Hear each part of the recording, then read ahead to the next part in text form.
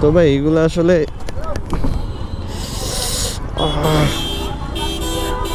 একটু অভাব অনটনের দিনে একটু হিসাব করে চলতে। আরে যাও না, এদিক দিয়ে যাও।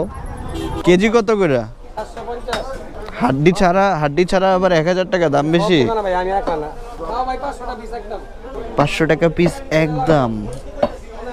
গরুটা মনে হয় খুব সুন্দর ছিল। আসসালামু আলাইকুম everyone, welcome to my Facebook page and my YouTube channel. আশা করি সবাই ভালো আছেন। আলহামদুলিল্লাহ আমিও ভালো আছি। দেখতে দেখতে বাইকটা 14,000 কিলো চালায় ফেললাম।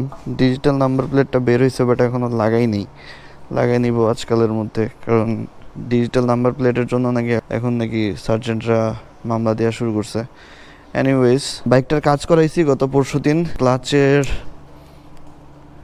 ক্লাচের কেবলটা পুরোটা চেঞ্জ করছি, আর এয়ার ফিল্টার যা কিছু আছে A to Z সব কিছু চেঞ্জ করছি। বাইক চালায় জাস্ট মনে হচ্ছে যে আমি নতুন বাইক চালাচ্ছি লিটারেলি। সো আরও কথা বলবো এগুলো নিয়ে কিছু। আগে ভালো রোডে যাই। আর সবাই কেমন আছেন, কেমন যাচ্ছে দিনকাল, একটু কমেন্ট করে জানাবেন। তো ভাই, এয়ার ফিল্টার চেঞ্জ করার পরে বাইকের সাউন্ড পুরাই মনে হচ্ছে যে চেঞ্জ হয়ে গেছে, একদম পুরাই একের ক।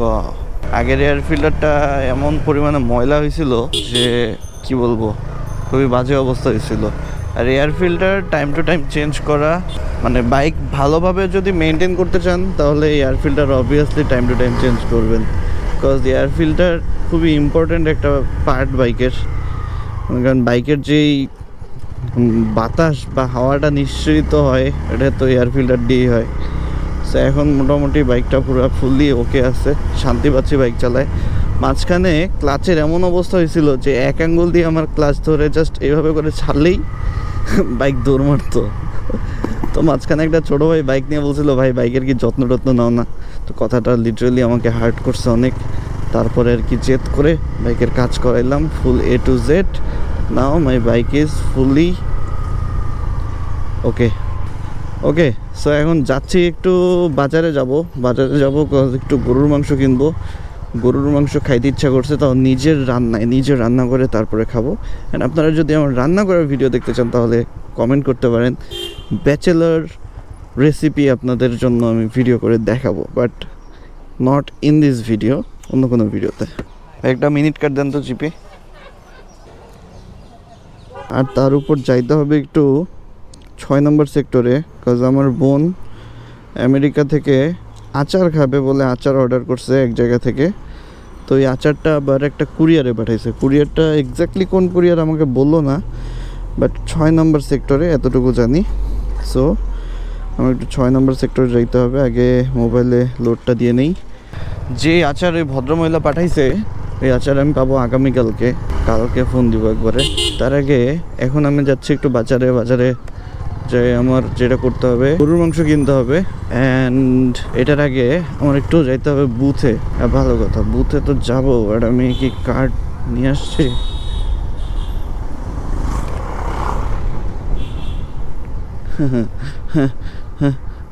আমার আবার বাসায় যেতে হবে ভাইয়া, বিকজ আমি কার্ড নিয়ে আসি নাই। এই জিনিসগুলো আমার সাথে খুব হয়, আর খুব বিরক্ত লাগে, অনেক রাগ উঠে। বাট কী করবো, কিছু করার নেই। আবার বাসায় যেতে হচ্ছে, কার্ড নিয়ে বেরোই নাই।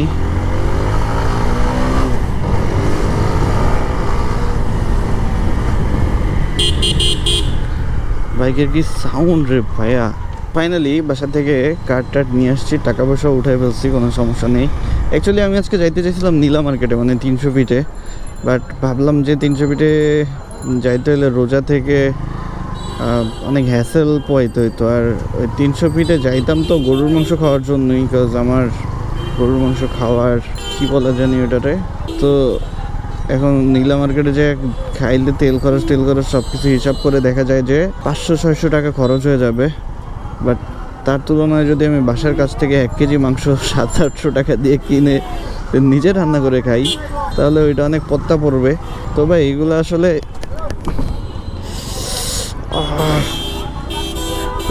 একটু অভাব অনটনের দিনে একটু হিসাব করে চলতে। আরে যাও না, এদিক দিয়ে যাও। তো একটু অভাবের দিনে একটু হিসাব করে চলাফেরা করতে হয়। ইট ইজ ওকে, বাট পায়ের মধ্যে একটা বাড়ি খেয়ে গেছি। আঙ্গুলটা চলতেছে খুব।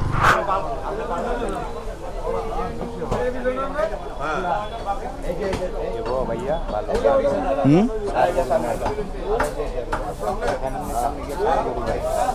না বুঝতে পারছি। কত টাকা কেজি? 750।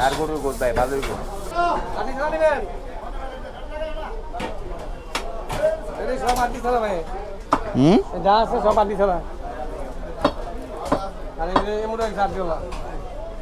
এগুলা কি হাড্ডি সহ? কেজি কত করে? হাড্ডি ছাড়া আবার 1000 টাকা দাম বেশি, তাই না? 250 গ্রাম 300 গ্রাম 250 গ্রাম হাড্ডি থাকে না, বেশি নিব না, 1 কেজি নিব।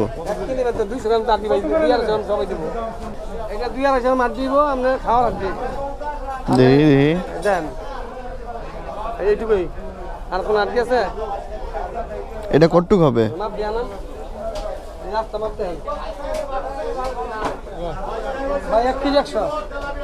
1 কেজি 100। এটা কিসের মাংস?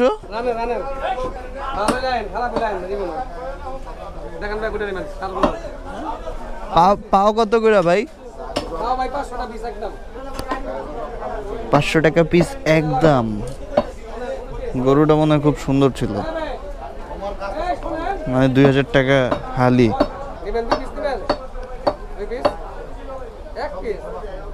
না না নিব না, নেন টাকা নেন।